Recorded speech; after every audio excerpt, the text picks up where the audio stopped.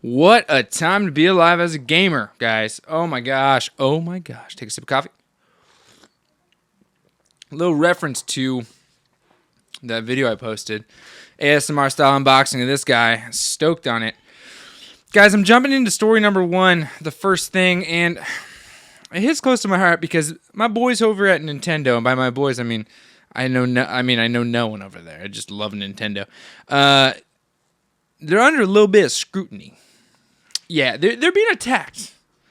They're being hung up to dry. And I don't know how I feel about it. If you guys know what I'm talking about, go ahead. Let me know in the chat. We're still going to talk about it here today, but what is going on is, well, we got a new Zelda game coming out. In fact, I don't want to keep touching this thing. Let's go. Let's loosen this. There we go.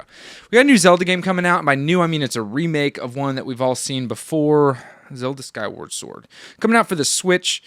I believe it's like July something. Who cares? Doesn't matter. That's not the point of the story. The point of the story is this. Nintendo is under scrutiny because they've released first off, people are pissed. And I mean, I'm a little peeved. I wouldn't say I'm not mad or anything. It takes a lot to get me mad. In fact, my car got towed in my apartment complex, and I was kind of mad, but then I got over it real quick. So it really takes a lot to get me mad. Oh, you know what does get me mad? When I lost the Trial of the Sword on the last level, that got me mad. I actually rage quitted. And by rage quitted, it wasn't really rage. It was like this really sad, guys, we're done streaming now. And I just ended the stream. I was lost. I was completely lost. I was completely forlorn. Okay, anyway, so I'm not mad. I am bummed because what I want more than ever is I want a good 35th anniversary of Zelda. I think last year we got a great 35th anniversary of Mario, but we just haven't really seen much for Zelda. Zelda being my absolute favorite series. I got 4 huge books I spent way too much money on. 5, actually, if you include the Breath of the Wild guide. I mean, I love Zelda. I think we all love Zelda. I think Zelda is a huge part of a lot of our lives. In fact, Zelda Link's Awakening was the first game that I played on... is it Link's Awakening or Link Awakening? No, it's Link's Awakening. Yeah, it's Link's Awakening. Great, now I'm wondering. No, it's Link's Awakening. It's the first game I played on Game Boy, and it was revolutionary. So what is happening is this. They have released very little when it comes to the 35th anniversary, but what they did just release was an Amiibo. And I always forget because I didn't play Skyward Sword when it first came out. I played, cool, updating my computer. Great, stop that. Good, okay, stopped it. I did have a Wii, so I never got to play it. Oh, gosh, what's the name of it? I'm just going to look it up. So they're releasing an Amiibo, and with this Amiibos often unlock certain things, whether it's items or most of the time it's items, outfits. I know in Breath of the Wild, you can get different armor sets or something, or outfits. You can get a Pona, you can get rare drops or non-rare drops, different food items, rupees, stuff like that. And what's happening is this one actually has a feature that's behind it. So you get this Zelda and Amiibo. Let's see, Zelda Amiibo. What we got here? I keep forgetting it. Zelda and Loftwing. Yeah, so apparently in Skyward Sword, if you get launched up into the heavens, into the sky, you regain health and stuff, and all this different things happen. And you can do this at specific statues. Now, that's the way that the game was made before. That's how people played it back when it was on the Wii. And so this Amiibo allows you to do that feature, get launched into the air or whatever, at any point. You don't have to just go to a specific area. And apparently it makes the game easier, which I don't know why. I don't really want the game to be easier. I want to enjoy the game. I would, when it comes to remaking games, I want to play the exact game, but I just want it to look better. That's why with Link's Awakening, it's not that I was excited to... It's not that the game was something that I was excited to play because there's new features. No, it was that they remastered a game that I have played. I'm playing the game again. Zelda Ocarina of Time 3D. They didn't change the game at all. They made it look better. Majora's Mask on the 3DS. They didn't change the game. They made it better. Wind Waker HD. They didn't change the game. They made it better. So it doesn't really matter to me that there's a feature that's behind this Amiibo. Right? That doesn't bother me. The part that bothers me has actually nothing to do with Nintendo, although Nintendo did release this Amiibo and opened up pre-orders, and it is the most expensive Amiibo that's been released. On average, Amiibos go for at retail, they change in price all the time. At retail, they go for like between, I think it's like $12 up to $15, $15.99. I'm looking at a couple right here, and this one was released at $24.99. So it was a little bit higher. Now, you can think about that and be like, well, there's a feature added into it. So maybe, you're paying for that feature. It is a good looking one. It looks pretty large from what I can see. So you're paying for the Amiibo, which is usually $15.99, and then you're paying the extra $9 for the feature to be able to cheat in the game, basically. And people are pretty bummed about it. Now, what I'm bummed about is I really don't like what the scalpers market that's been created in this past year with everyone purchasing online and people being able to purchase mass quantities online and then take to eBay and flip it for double the price. Everything is just skyrocketing in price, right? So people are actually online on eBay selling this for more than the game's going to cost, right? Skyward Sword is going to be sold at full retail, even though it's a remake. Now, some people are mad about that as well, but I personally, it doesn't bother me. I bought Link's Awakening, which was a full remake. Beautifully done, completely new animation style, a completely new top-down look. Everything looks beautiful, but it's still the same game. It's still a Game Boy game that was just remastered on the Switch. No added anything. It's just remastered. Looks great. And so people are bummed that it's the same price. Whatever. It is what it is. But this Amiibo is now selling online for like $60+, which is so frustrating. For me, it bothers me because these people who collect, the people that truly collect, are unfortunately going to pay that. And that's the part that really makes me sad about the whole scalping market is people still pay these people, right? And it pushes the value of it up, sure, for resellers, but I'm talking like this isn't reselling because it's a collectible. This is reselling because of scarcity, and that's just, it's dirty. It feels gross. It feels gnarly. And it just bums me out. I'm a part of a Facebook group that follows physical game collectors and RPGs and stuff, and I just saw that someone sold an old school game that was on the Switch. It was a limited run game, so there's already a scarcity there, but that's not because people buy it and short it. It's because there's only a few made, and it like sold for almost $1,000. Now I get it, right? People are, I guess it was like a perfect copy. I'm not sure. That to me seems a little bit, as odd as it sounds, it seems a little bit more reasonable because this isn't a game that necessarily is like being shorted on purpose. But these Amiibos or the Joy-Cons that came out with, for goodness sakes, they're not even selling on eBay the actual Amiibo. What they're advertising is the pre-order slip. So they don't even have the Amiibo in hand. They're selling the fact that this person's gonna have it, which is just, it's just sad. It's sad because it really makes it tough for people who truly do care about this franchise to enjoy it. And I can't blame Nintendo for it. I don't think Nintendo's intentionally trying to create a supply and demand shortage. I really think it's people opportunists who are taking the idea of they can just go and slap a bunch of, buy 15 of these on a credit card and then go ahead and sell them for 2.5 the price, make their money back, and just keep going from there. It seems dirty. It seems wrong. I know that this, some people come back and be like, that's capitalism. And I'm just like, I get it, right? But it's unfortunate. And it's close to my heart because this is, a part of the family, a part of the community I'm very active in, and I love it. But it's sad. So enough of that sadness. Let's move on to the next story, which is something that is kind of more exciting. And talking about short demand, we see this with the the Xbox, the new Xbox system, the new PlayStation, and this isn't necessarily because there's an intentional shortage, although we do have people, scalpers, going out and purchasing multiple systems and then selling them for more. I believe the Sony is valued now at about $725. Full retail is $499 for disc, but you're finding it on average about $725 on the resellers market.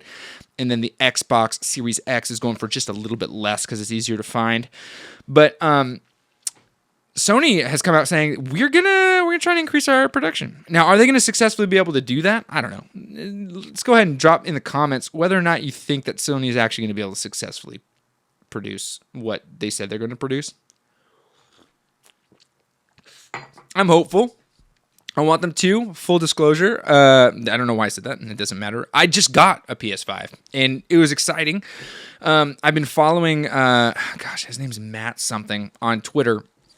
And he just puts updates, and he doesn't take any money from it. He's like, hey, my biggest thing is just share this with someone else. I'm here to help people get PS5s, to help people get Xboxes. And I was able to secure one. Granted, I had to buy a bundle because it looks like just purchasing the system standalone, you got to be lightning quick. And I've watched people do it. They got like 4 browsers open, different IP addresses, multiple, they're using VPNs to be from different areas. And they're really going for it. Now, what they do with the systems, I don't know. I don't know if they're purchasing it for friends and family or just for themselves. But, I mean, people are fast, lightning fast, creating scripts to, do everything for them. All they have to do is generate it in bots, all this nonsense. Me, personally, I'm like, I'm not fast enough. So I'm willing to spend the extra couple $100 to get an extra controller, some games. MLB The Show 21. I don't know if I'm ever going to play that game. I might crack it open. But, I mean, Returnal, that looks pretty dope. It takes advantage of the full DualSense controller, which, let me tell you, I turned on the PS5. I downloaded some games. Yeah, I download games. I did it. I downloaded Fortnite. I downloaded, Astro's Playroom was already on there, which is actually a pretty fun game. It's just a little mini game. Basically, you're playing as if you're in the inside of the PS5. It's pretty cool. And what other game did I download? Oh, Road Company. Some games that I looked up online, a list of games that take advantage of the DualSense technology, because I wanted to experience this adaptive triggers, this haptic feedback, all this fun stuff. Because it's just this is what the technology is. That's why you get a PS5 is this technology, and it's sick. Me, I've always been a PlayStation player. I've always had PlayStation, whether it was PS2, 3, 4. I never got a Pro, but I stick with the PS4. I've always had a PlayStation, and then I had Xbox once, and it was just to play with some friends who I worked with.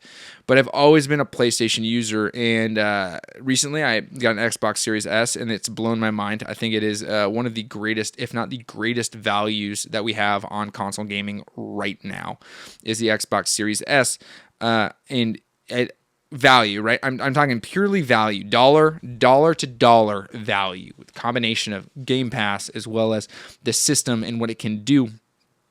I mean, if you're looking to get into if you're here to play Warzone or any of these free-to-play games with just a Battle Pass kind of system, it's just your system to go, right? I mean, if you throw Warzone on there, it takes up pretty much all of the internal storage. But, this thing is just, if you're like, I'm going to build out a gaming PC, just buy yourself a high refresh rate monitor, grab yourself a Series S if you could find one, and you got yourself your gaming right there. You can even play keyboard and mouse if you want to. I've never tried it, but it's an input that it allows. So you got yourself your gaming PC right there. Easy peasy. But what I was saying was I've always been a PlayStation user, and it's pricey. I'd say that a PS5 for $499. And then, and that's disc version. You can go all digital. When it comes to PlayStation, they just don't offer the streaming services that Xbox has. They don't have the same level of that. So I couldn't justify the streaming only version, the digital version. So I went with the disc version, and I'm excited because the features it has are just mind-blowing. I'm just waiting for some more of those games to come out. PlayStation does usually have games that I like more. I am a fan of RPGs as well as adventure games and stuff like that. So I do enjoy that. Ratchet and Clank, I love that franchise. The Final Fantasy VII remake and integrate, like all that stuff, I love it. So I'm stoked on that. I'm not really a huge fan of first-person shooters. I play them because that's what my friends play, and I like playing with my friends. So when it comes to multiplayer games, like Mario Kart and Super Smash Brothers, I'll play till the cows come home. But I only got about an hour and a half, 2 hours of first-person shooter in my. It's just so violent. It's so violent. All right, enough of that. Move on to the next story, JD. Okay, we will. We talked about that. Moving up. We're getting some. We're getting some of that PlayStation 5 action. We're getting more. That gets me excited. That gets me stoked for everybody. IGN, a gaming network. Great online resource for all gaming news. In fact, I go there to find what I want to talk about. They're doing something pretty cool. They are doing IGN Summer of Gaming, June 11th, 1 p.m. Pacific time. I'm reading this directly off their website. IGN Expo will bring together new game reveals, never before seen gameplay and stuff like that. This is right off their website, guys. We got ourselves IGN Summer of Gaming. So IGN, great resource for news and stuff like that. This is going to be a great resource too. Just stick with it, guys. We're going to do this. But IGN's great resource for news, and that's really exciting. I'm stoked to see that they are going to be putting together some events. I love gaming events. I just love to see the community get together, talk about gaming stuff, because that's what we do. We play video games. So that's fun. Guys, I don't know if you know this or not. A new game just came out. A lot of new games came out, JD. I know, but a new one that is weird and exciting all wrapped into one. It came out for 3 systems, the PlayStation, the Nintendo Switch, and the Xbox. I'm not sure if it came out for PC. Let's just pretend it did. I don't know if it did, though, because I don't really keep track of PC. It's called Knockout City. That was a loud pop. Knockout City. You guys know what that is? It's a dodgeball battle, not battle royale, dodgeball, like multiplayer. I think it's 3v3. No, 4v4. It's a 4v4 dodgeball game. Yeah. With different things, different techniques that you can get. I haven't played it yet, but I'm stoked. You want to know something crazy about it? And this is why I'm talking about it. It has over 2 million players already, and it just came out like 3 days ago, as you're seeing this. This free-to-play for now. It's EA's new free-to-play game. I believe it's going to cost something at some point. But, oh yeah, here it is. It'll pay to see how much this audience Knockout City when it real pulls up $20 price tag at the end of the month. $20 price tag. EA, here's the deal. Take my money. There it is. I said it. EA, take my money. Something that people have been fighting EA for a long time, saying that EA is filled with microtransactions and all this nonsense. Guess what? Take my money. Just take it. I don't care. You make the games I want to play, EA, so take it. I already subscribed to your service. Unless it's going to be on game. I mean, it is on. Excuse me, I got to cough real quick.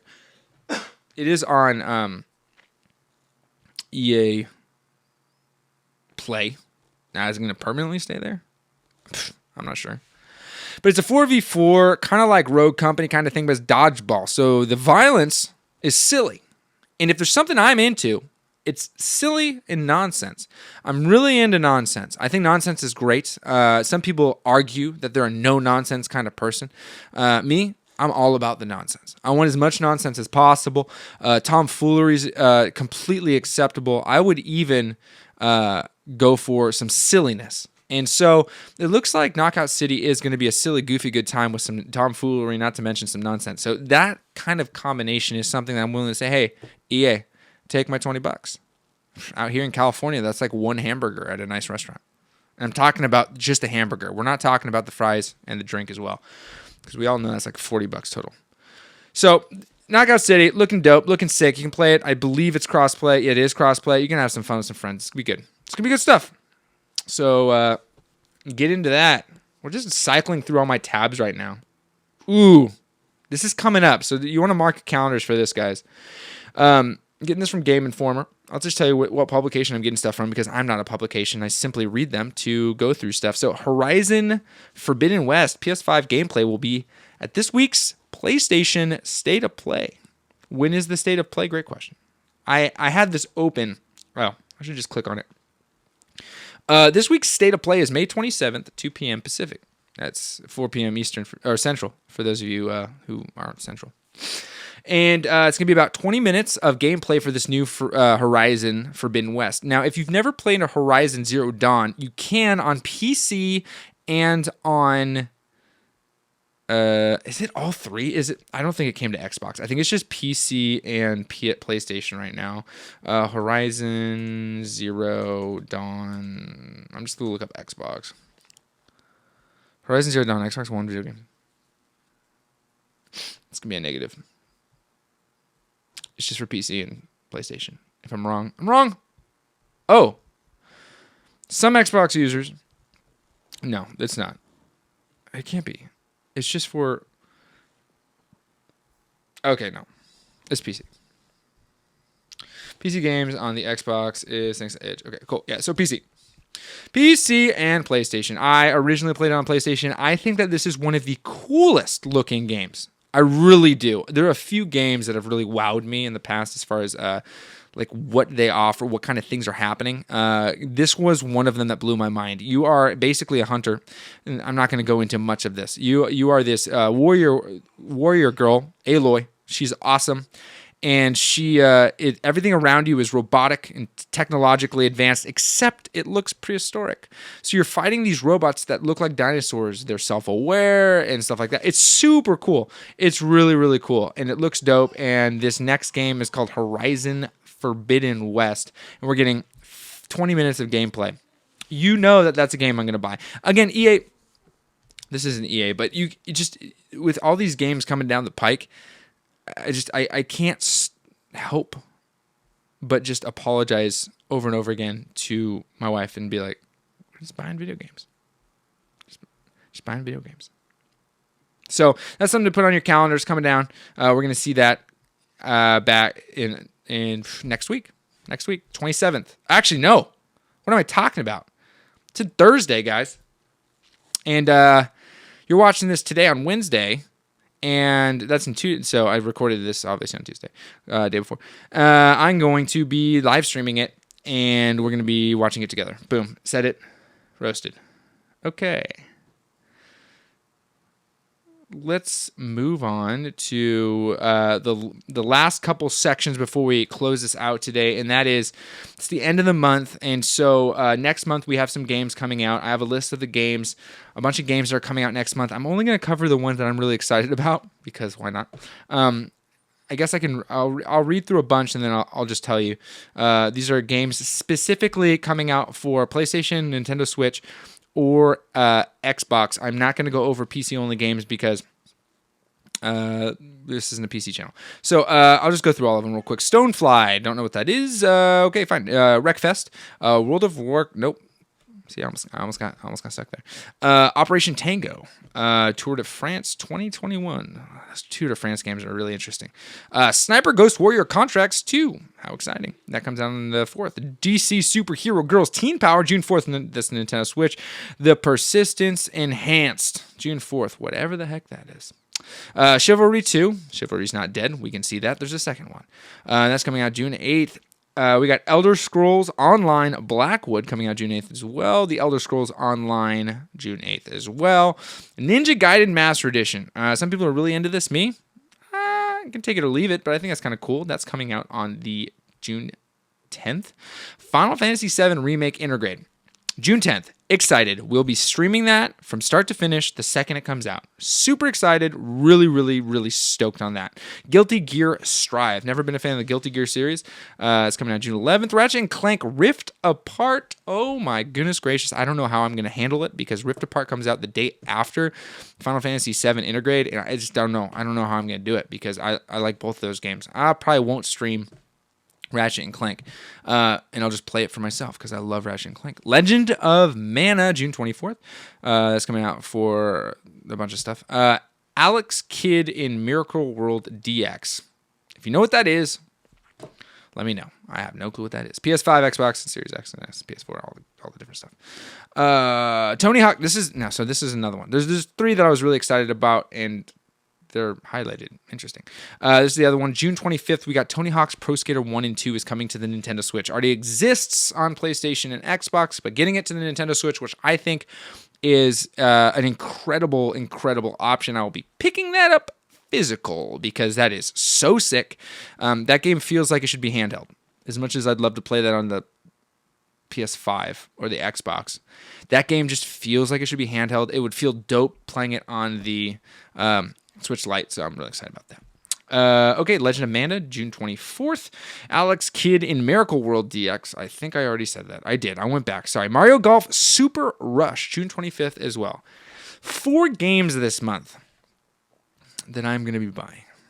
I think Tony Hawk Pro Skater 1 and 2 is going to be not going to be a full price game. I think it's going to be a 40. We both know that Ratchet and Clank and Final Fantasy are going to be a little bit more than that. That's going to be 70 and 70, so that rounds it out to basically it's going to be like 4 full price games. Great. Mario Golf Super Rush is extremely, extremely exciting. That's going to be a fun one. We're going to play as a community. If you're part of the community, rad. If you're not, join the Discord. It should be fun. The Discord's open for everybody right now, but that's going to be changing. We're gonna be having memberships, so more to come. Get in while you can. DreamWorks Spirit Lucky Big Adventure, June 25th. Scarlet Nexus, June 25th. There's a lot of demos on that right now. I have it downloaded. I'm gonna try it out. Destroy All Humans, June 29th. Seems aggressive. Okay. Curve Space, June 29th. A Tale of Synapse, The Chaos Theories.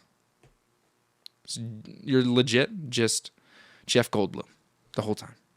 Chaos Theory. You just go around saying Chaos Theory. You go to a supermarket, Chaos Theory. You go and you drop your milkshake on the ground, and then you look around at everybody, Chaos Theory.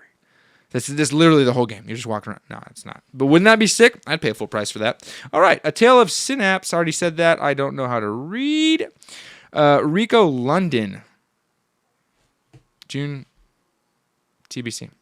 So this might not even be happening this month, but I'm just going to finish it out. Sam & Max, this time it's virtual. They got me. That's a PC one. And lastly, World Splitter. Xbox One. Okay, a little throwback. All right, that's it for today, guys. I'm glad that you guys stuck with me a little shorter today because I don't have another host with me. If you'd like to be a host on this or join me, I only have 3 requirements. 1, that you are a nice person and that you're positive and that you are, I guess these are multiple. So I have a few requirements. You're nice, you're positive, you're here to help people discover, find out, and get educated on video games. I want you to be a part of this show. 2, you have a camera. And 3, you have a microphone. All right. That pretty much shuts down any randos. Yeah, that's it. A little informal. We got you all the information I wanted to talk about. I believe going back through all my lists. That's it, guys. If you're a fan of this, if you're a fan of this podcast, it's living on this channel for right now. For those of you who have watched all my videos before, thank you so much. Thanks for being a part of this. If you're new to here, hey, check out some of my videos. I'm stoked on them, especially that ASMR one I put out yesterday or 2 days ago. I'm super pumped on that. You're seeing probably a card above my head about it.